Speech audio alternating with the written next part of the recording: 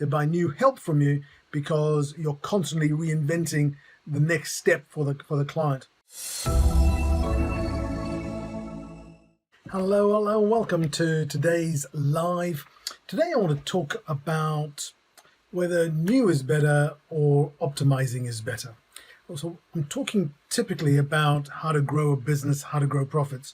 For me, growing a business is about taking the right steps rather than taking one step. What I see most, and which sort of gets under my skin a little bit, is that if there's only one tactic to grow a business, and that is to increase client numbers, you are making it 2 or 3 times as hard on yourself than it should be to grow your business, because there are so many nuances to growing a business. Did I even say that right? Nuances. Now it sounds completely wrong, but there are so many nuances to grow a business, because if you only have one tool, one of my mentors used to say to me, Gordon, if the only tool you've got in your toolbox is a screwdriver, everything looks like a screw. Whether it's a nail or whether it's a hook or whether it's a saw, it all looks, it all goes, well, I need a screwdriver to fix this, because that's the only tool you've got. And using new clients is the only way is a bit like that. That's the only tool I've got to grow my business, so that's what I've got to use. And that's not necessarily true. You've got a whole toolbox. But let's just divide the camp into two first. First is our businesses that are new and they're really wanting to get started. Now, of course, they need new clients. And I'm not saying anyone doesn't need new clients. I'm just saying there's a time and a place to put all your eggs in that basket, all your money on that racehorse, right?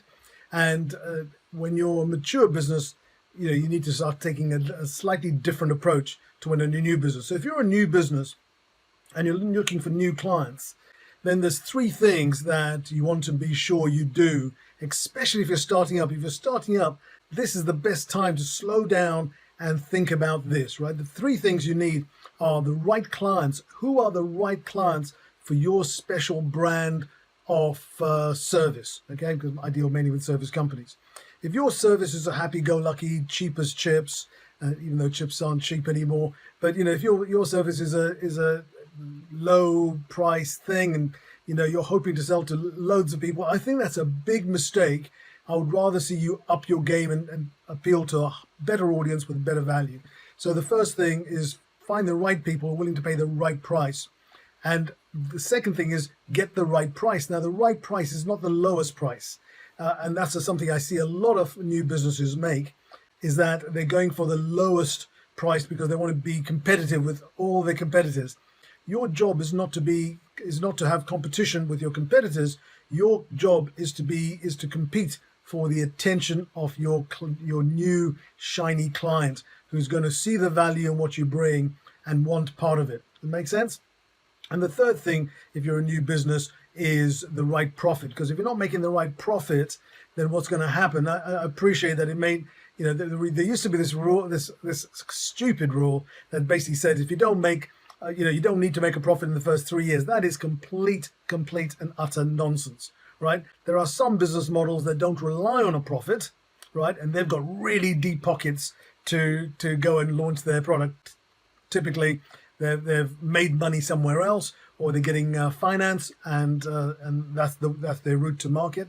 But for most of us, ordinary businesses who are financing our own growth, we've got to make a profit quite early on. So we need to make sure we cut our cloth, we budget, we target based on what we think is realistic, and then aim for optimistic. Okay, so that's the first thing for new clients. Now, if you're a mature business, and most of my clients are business owners who've been trading for 3, 5, 6, 7 years, and they've typically come to a halt in their profit growth. They may get some sales higher, but often it's at a lower margin. One of my clients was making sort of 10-20% increases in turnover every year, but they were making no increase in profitability because they were just cutting the prices, and they weren't quite aware of how much damage it did to their profitability. So what they were in effect doing was working harder for less, which is not a great model if you want to carry on doing it for 10, 20, 30 years or 40 years like I have so far, and I intend going for another 20. So wish me luck, right? So when you're optimizing, there are a couple of things, a couple of principles you've got to look at, as well as, I would certainly say you need to put maybe 30% of your effort into new clients and 70% of your effort into the following four things. The first one is improving the value you give. So take the value you give to your clients and increase the value you give. Find a way of increasing how you offer it, or what you offer, how you position it, and make sure you offer greater value to your clients.